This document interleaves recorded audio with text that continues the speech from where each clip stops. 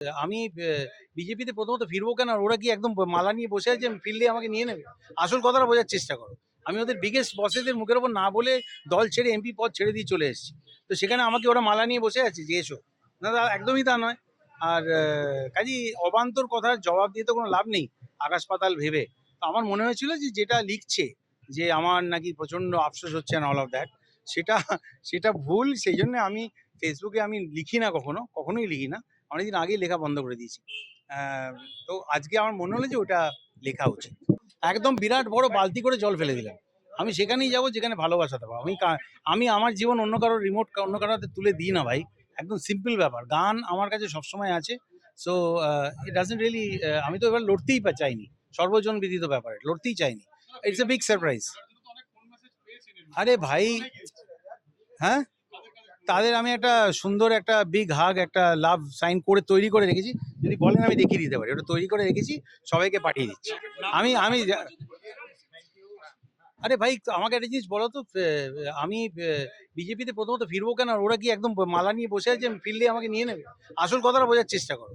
আমি ওদের বিগেস্ট বসেদের মুখের ওপর না বলে দল ছেড়ে এমপি পদ ছেড়ে দিয়ে চলে এসেছি। তো সেখানে আমাকে ওরা মালা নিয়ে বসে আছে যে এসো। না, একদমই তা নয়। আর কাজেই অবান্তর কথার জবাব দিয়ে তো কোনো লাভ নেই আকাশ পাতাল ভেবে। তো আমার মনে হয়েছিল যে যেটা লিখছে যে আমার নাকি প্রচন্ড আফসোস হচ্ছে না, অল অফ দ্যাট, সেটা সেটা ভুল। সেই জন্য আমি ফেসবুকে আমি লিখি না, কখনোই লিখি না। অনেকদিন আগেই লেখা বন্ধ করে দিয়েছি। তো আজকে আমার মনে হলো যে ওটা লেখা উচিত। গান গাইলাম। গানের চেয়ে বড় এক্সচেঞ্জ অফ এক্সপ্রেশন কি হতে পারে? গান গাইলাম, আমার মেয়ে নিজে এসছে সঙ্গে। হ্যাঁ, খুব ভালো কথা। আমি যে সাংবিধানিক পোস্টে যিনি বসেন তাকে নিশ্চয়ই স্বাগত জানাবো। আর এরা কেউ আমাকে ব্যক্তিগতভাবে কখনো আক্রমণ করতে পারবে না। আপনি একটু একটু রিওয়াইন্ড করে দেখুন।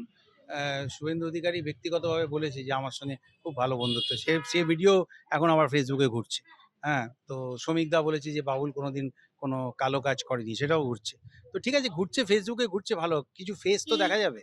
এত যেটা মানুষ ভাবছে না, দুঃখ কষ্ট, আমার কিছু থাকলে আমার ইমোশনটা আমার কাছে ছেড়ে দিন না। যখন ছাড়া হয়নি সেই জন্য দু কথা লিখেছিলাম।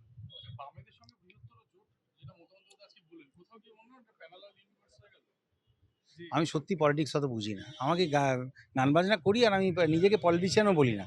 আমি পাবলিক রিপ্রেজেন্টেটিভ বলতে নিজেকে ভালোবাসি। তো অত বুঝি না। বাম রাম সব হলো।